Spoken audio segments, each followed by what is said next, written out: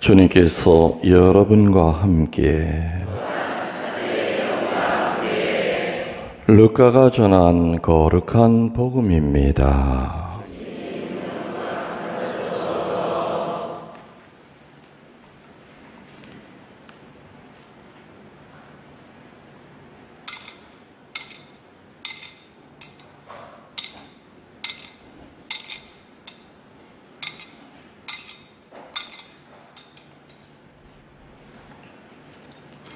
(12장) 13절에서 21절까지의 말씀입니다.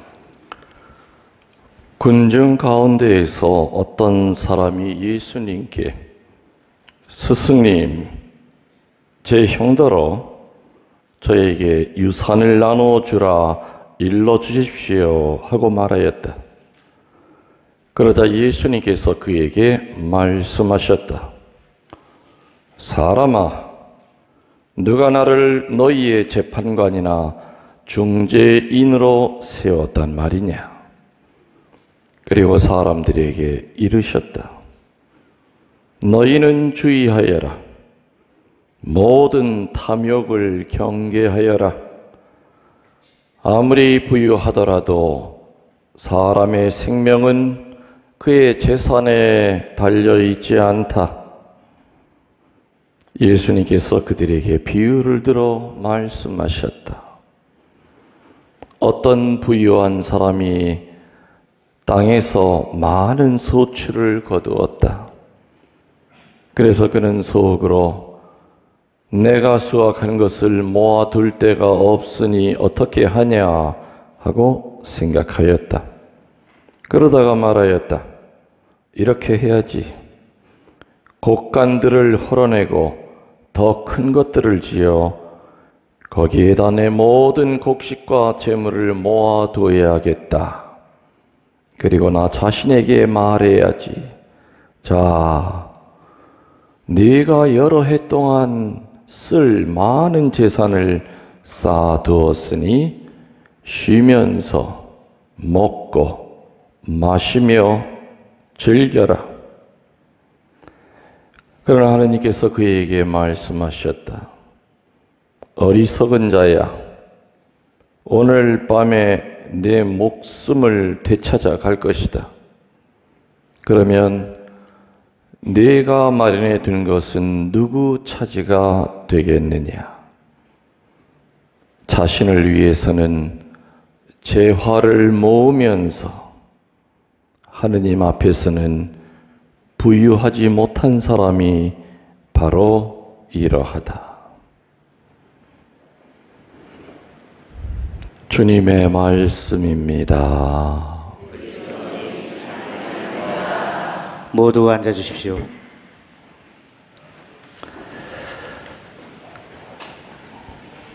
찬미 예수님. 베다니아 집에서 어제 하룻밤 묵으신 분들 잘 주무셨습니까? 예. 뭐 아무리 그래도 내 집만큼이야 하겠습니까? 아무튼 그래도 순례지 성당 안에서 하룻밤을 잔다는 그것만 가지고도 큰 의미를 둘 수 있을 것이다. 그래서 그런 것 때문에 혹여나 불편한 것이 있어도 기쁘게 잘 참아셨으리라 생각이 됩니다. 옛날에 말이죠. 아주 옛날도 아니겠죠. 돈에 한이 맺힌 여자가 있었어요. 어릴 때부터 정말 무능한 아버지 밑에서 커서 매일같이 빚쟁이들이 드나드는 것을 보고 자란 그 딸이 오로지 어릴 때부터 결심은 뭐냐? 뭐 모아야 되겠다? 돈 모아야 되겠다. 수단 방법을 가리질 않았어요. 아무튼 돈이 되는 거라고 하는 건 다 했어요. 악착같이 모았어요. 그래서 통장에도 돈이 그득 들어가 있고, 또 이게 머리 회전이 빠르다 보니까 경매 나온 거 싸게 사가지고 또 이렇게 몇 배로 남기고, 아무튼 그래서 상당한 재력가가 됐다 이 얘기죠. 온몸에는 그냥 금은 폐물을 다 치렁치렁 손가락마다 다 반지 하나씩 다 끼고 참 화려하게 살았는데 시집도 안 갔어요. 그것도 귀찮은 거야. 돈 모으는 재미가 있는데 뭐 시집을 가? 시집 갈 생각도 안 했죠. 근데 아무튼 뭐 돈에 한이 맺혀서 돈을 번 건 좋은데 문제는 뭐냐? 쓸 줄을 몰라요. 누구한테 베푼 적이 없어. 본인이 생각해도 아무튼 다 내 돈 뺏으려고 하는 사람들만 있다고 이렇게 피해의식을 갖고 있다 보니까 누구한테 한 번도 베풀질 못했어요. 그러면서 또 잘 먹으니까 자기 자신은 또 엄청 위했거든. 그냥 살이 뒤룩뒤룩 쪄가지고 심장병이 오고 막 그냥 당뇨가 생기고 그 결국에는 꼴까닥. 이게 뭔 소리예요? 죽는 소리. 죽었어.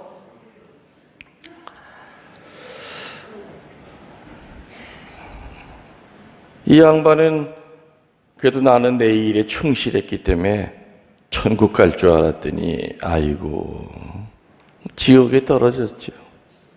지옥에. 지옥 안 가보셨죠? 어마어마하게 뜨겁대요. 지금 37도 이건 더위도 아니래. 불 붙는 가마솥 같은 데서 얼마나 고통스럽겠어요. 지옥에서는 죽을 수도 있어요? 못 죽어요. 그러니까 그게 더 고통스럽죠. 영원히 그 고통을 받아야 된다는 게 그게 정말 고통스러운 거였죠. 하도 사는 게 지옥에서 힘이 들어서 저 위를 쳐다보면서 소리를 질렀어. 왜 사람마다 수호 천사가 있죠?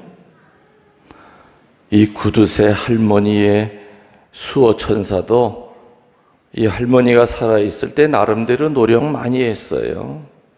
양심에다 대고도 자꾸 얘기했죠. 할멈 좀 베풀고 살아. 그렇게 욕심 부리지 말어. 근데도 들어 처먹질 않았어. 지가 고달프니까 이제 수호 천사한테 매달리는 거예요. 아, 그 위에 있는 내 수호 천사, 너 도대체 뭐 하는 놈이야? 나 좀 여기서 빼내줘. 하도 소리 고래고래 지르니까 목청은 또 얼마나 좋은지 하여튼 지옥에 있는 사람들이 잠을 잘 수가 없어. 하도 시끄러워가지고. 그래서 그 할머니의 수호 천사가 누구를 찾아갔겠습니까?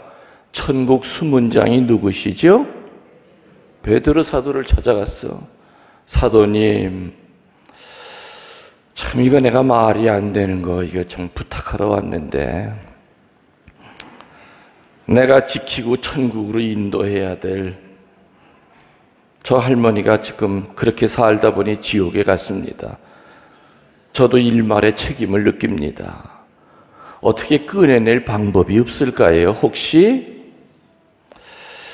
베드로 사도는 단호했죠. 한 번 떨어지면 끝이야. 근데 자꾸 수호 천사가 와서 방법 좀 알려달라고. 그래서 베드로 사도가 그랬어요. 그럼 가서 한번 물어봐. 아무리 베푼 게 없는 인간이라 하더라도 뒤돌아보면 정말 뭐 하나라도 베푼 거 있을 거 아니냐. 그 베푼 거 하나만 찾아내면 내 그것을 빌미로 끌어올려 주마. 수호천사가 신이 나서 쫓아가서 지옥을 내려다보면서 할멈 살았어. 나 꺼내줄 겁니까? 아니, 근데 우선 순서가 있어.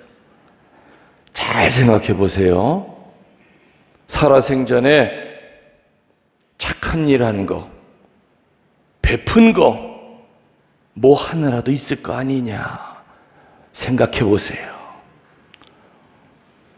할머니가 그냥 온 정신을 다해서 과거를 뒤돌아봤더니 세상에 한 번 있었었다. 딱 한 번. 언제냐면은 그 대문 앞에서 팔을 다듬고 있는데 지나가는 거지가 지나가다가 한 푼 줍시오 했어요. 그래도 이 할머니가 뭐 줬느냐? 썩은 파 있잖아. 썩은 파를 휙 하고 내던지고 이거나 먹고 떨어져라.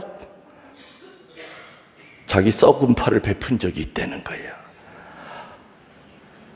이왕이면 좋은 파 주지 왜 또 썩은 파를 줬어? 아무튼 그걸 어떻게 끄집어 올려 봅시다. 그래서 수호천사가 룰대로 그 썩은 파를 이렇게 지옥에다 내리고, 자, 할머니 파 내리니까 그 파 붙잡고 내가 살살 끌어올릴 테니까 몸에다 힘 주지 말고 그대로 끌려와야 돼. 예, 내려만 빨리 주시오. 내려만 주시오. 썩은 파가 하나가 이렇게 내려왔어요. 할머니는 신났죠. 그래서 썩은 파를 잡고 수호천사가 쫙 끌어올려주는데 세상에 그 옆에 있던 지옥에 있는 딴 사람들이 가만히 있겠어요? 그 할머니 그냥 몸빼를 잡아 당기고 그냥 발을 잡아 당기고 자기도 같이 올라가겠다고. 그러면 그냥 가만히 있으면 잡아 당겨도, 가만히 있으면 아무리 10명이 매달려도 끌어올릴 수 있었어요. 근데 매달린다고 그냥 발로 차고 그냥 오만 욕을 다 하고 그러니까 몸뚱아리가 흔들리다 보니까 그 썩은 파가 어떻게 됐어요? 뚝 하고 부러진 거예요.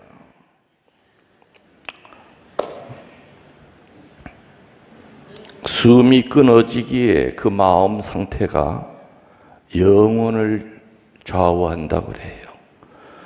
숨이 끊어지기 전에 하느님께 찬미와 영광을 돌리고 세상을 떠난 영혼은 죽어서도 영원히 하느님을 찬미하고 떠나지만, 숨 끊어질 때 미움과 분노를 가지고 죽은 영혼은 지옥에서도 끝까지 미움과 분노를 가지고 죽어요. 숨 끊어지기 전에 인색한 마음을 가지고 죽은 영혼은 죽어서도 끝까지 지옥에서도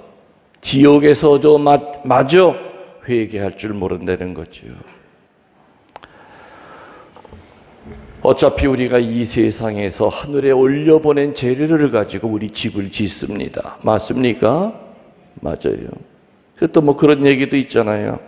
아주 공주처럼 살은 아주 재벌 부인이 죽었대요. 그래서 이제 거기 안내하는 천사가 살 집을 이렇게 지정해 주려고 그 재벌 부인을 데리고 다니는데, 큰 산, 아이고 내가 왕년에 살던 집보단 적어도 내가 그래도 저 정도는 살아야지, 저게 내 집입니까? 아닌데요. 또 조금 가다가 보니까 또 조그만 집이 있어. 최소한 저기선 살아야 되겠지? 그것도 아닌데요. 집은 다 지나갔더니 맨 나중에 저 허벌판에 나무 판대기 4개 가지고 이렇게 얼기설기. 그랬더니 여기 들어가서 살려는 거예요. 아니 나를 뭐로 보고 이랬느냐. 나한테 화풀이하지 마세요. 나는 당신이 이 세상에서 올려보낸 재료 가지고 내 나름대로는 그래도 이것 가지고도 모자라서 딴 데서 내가 몰래 갔다가 그래도 비라도 내가 가려준 거예요. 찍소리 말고 들어가 살아. 한평생 너는 호화스럽게 살았잖아. 이 안에 들어가 살아. 계집보다 못한 데 들어가서 살라고 그랬죠. 과수원 농장에 있는 돼지들이 있지요. 과수원에 풀어 먹이는 돼지들은 농장을 다니면서 그 떨어진 사과라든지 과일을 우걱우걱 먹어요. 근데 그 돼지의 특징이 뭐냐? 먹기만 할 뿐이지 내 입으로 들어가는 과일이 어디서 떨어졌는지 하늘을 안 쳐다봐요. 절대로 돼지는 머리를 땅에만 쳐박고 그저 개걸스럽게 먹기만 하지 이 음식이 떨어진 그 나무를 절대로 한 번도 쳐다보질 않아요. 오늘 복음에 나오는 어리석은 부자는 농사를 잘 져가지고 아이고 지금 창고가 적네, 이걸 어떻게 해결하지? 그래, 옛날 작은 창고 허물고 큰 창고를 짓고 재산과 소출을 그 안에다가 꽉꽉 채우고 난 다음에 흐뭇해가지고 쳐다보면서 쉬먹맞을 그래요. 뭐라고요? 쉬고 먹고 마시고 즐기자, 줄여서 쉬먹맞을. 더운데 언제 그 길게 다 얘기해요. 이제부터 쉬먹맞을 하자. 그때 하느님의 목소리가 들리죠. 이 어리석은 놈아, 오늘 밤에 내가 네 목숨을 걷어갈 터인데 그러면 저 창고에 있는 재산은 누구께 되느뇨? 너는 어찌 나한테는 그렇게 인색하면서 네 것만을 챙기고 살아가느냐? 알아들을 끼가 있는 자는 알아들어라.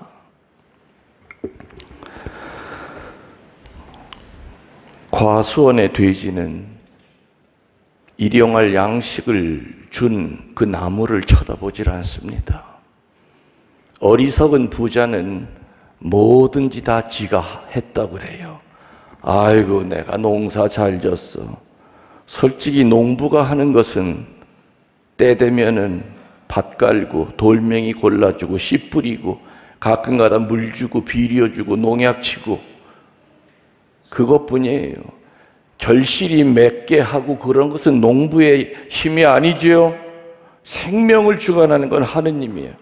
그리고 농부들은 가을에 내가 올해 아주 농사 잘 졌어. 손에 든 결실만 보고 기뻐하지 이 결실을 맺게 한 하느님은 안 쳐다본단 말이에요. 하루하루 살아가는 것도 주님의 덕이죠. 나 오늘 하루 잘 살았어. 생명을 연장시켜 주신 하느님은 생각을 안 하지요. 예수님은 오늘 물질적으로 차고 넘치도록 넉넉히 가진 사람과 그렇게 가지지 못한 사람 양쪽에게 하실 말씀이 분명히 있으셨습니다. 소유물을 넉넉히 가진 사람들에게는 부자의 비유를 통해서 경고하십니다. 이 세상에 내 것은 없고 모든 것의 주인은 하느님 한 분이시라는 것이지요.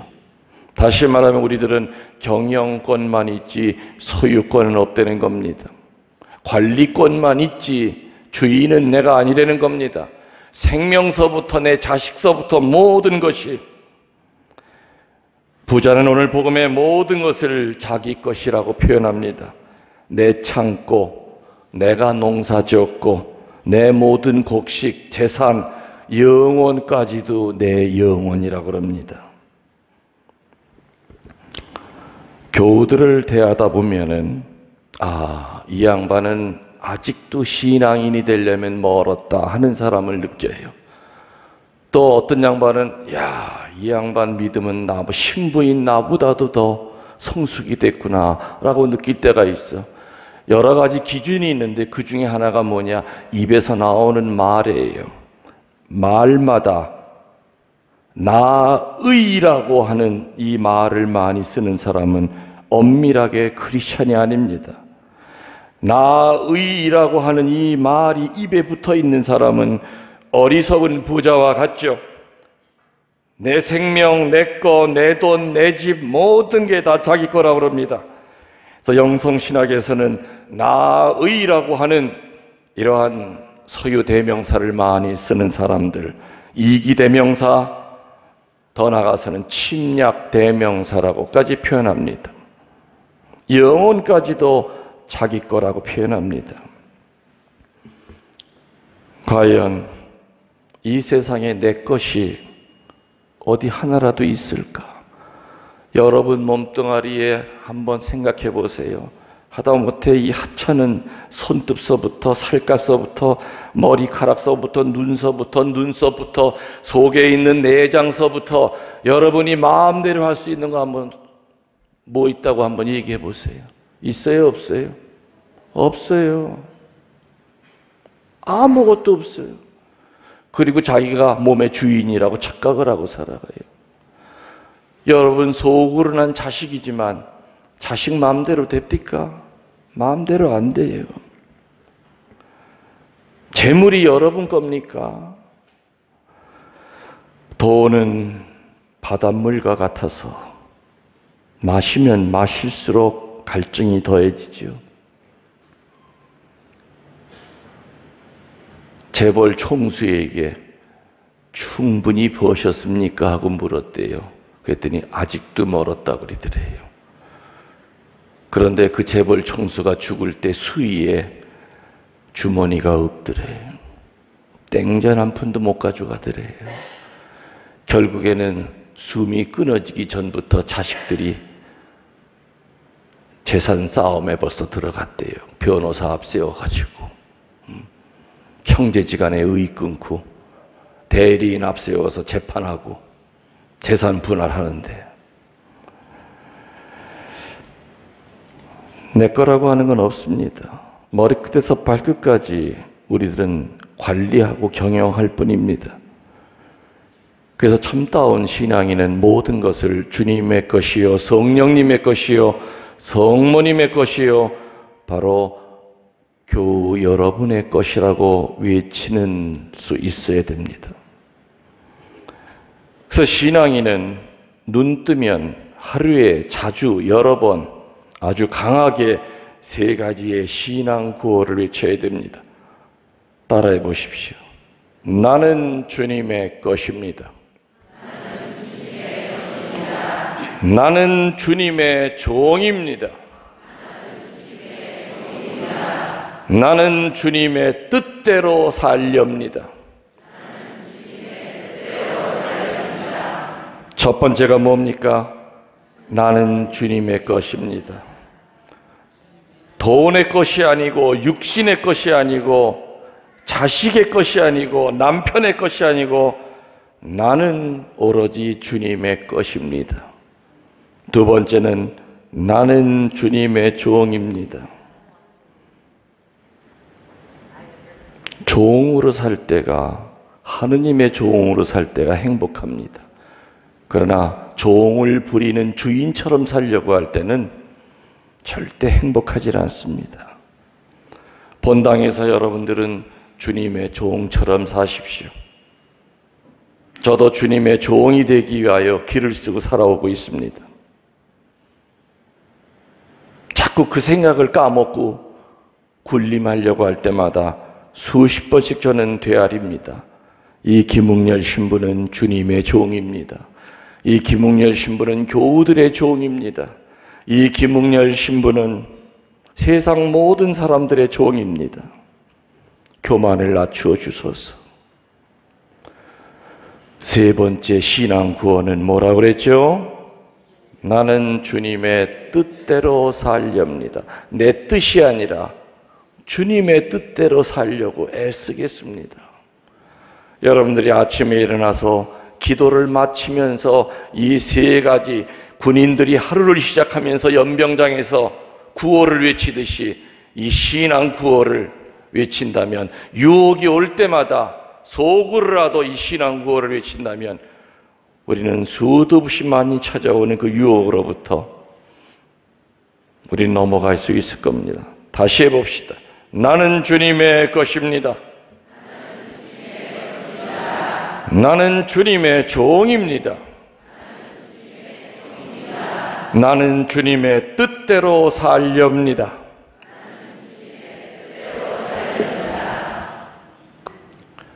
파푸아 뉴기니아에서 사시는 어느 수도의 선교사 신부님이 서울 어느 본당에서 선교 자금을 모금하기 위하여 정말 열심히 강론을 했대요.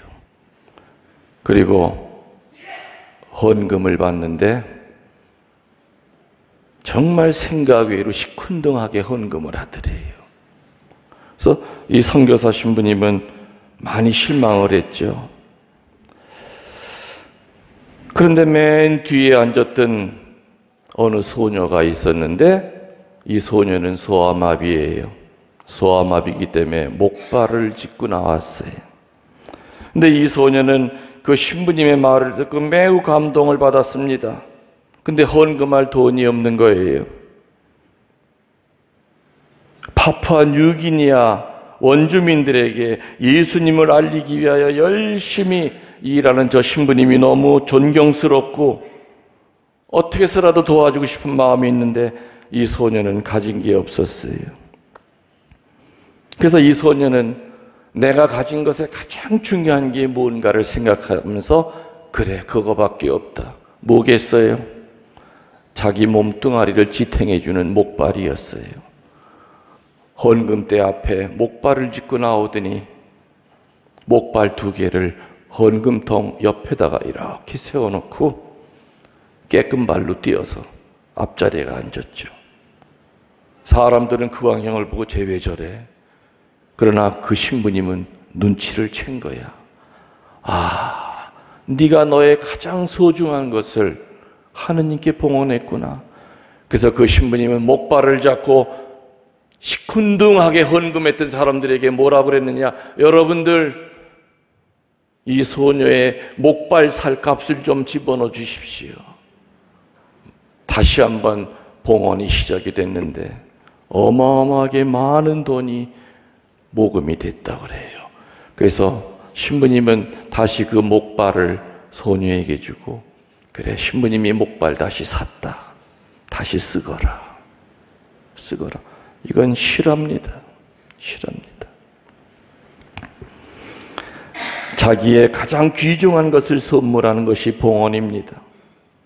봉헌은 내 것의 일부를 띄어서 하느님에게 적선하는 것이 아니라 하느님의 것을 하느님에게 되돌려 드리는 것이 봉헌입니다. 요즘은 제가 잘 나가지 않지만 그전에는 우리 천주교 신자만 피정을 시킨 것이 아니라 절에 가서도 강의할 때도 많았고 개신교회 갈 때도 부흥회 같은 데 가서 강의해 줄 때도 많았어요. 천주교, 개신교, 불교를 돌아다녀 보면 특징이 있어. 천주교 신자들이 보편적으로 제일 가난해요. 내가 어느 성당에서 여러분들 천주교, 개신교, 불교 신자 가운데 왜 우리 천주교 신자들이 물질의 축복을 못 받습니까? 그랬더니 어느 사람이 아주 자신 있게 손듭니다. 얘기해 보세요. 정직하게 살기 때문에 그럽니다. 그래서 내 속으로 야, 이 개똥 같은 소리 하지 마라. 교도소 가봐라. 천주교 신자들 버글버글 된다. 천주교 신자들이 물질의 축복을 못 받는 이유는 뭐냐? 한평생을 하느님에게 드릴까 말까 드릴까 말까 하니까 하느님도 줄까 말까 줄까 말까 하다가 물질의 축복을 손에 못 잡아보는 거야. 맨날 할까 하다가 한 세상 다 가버리는 거죠.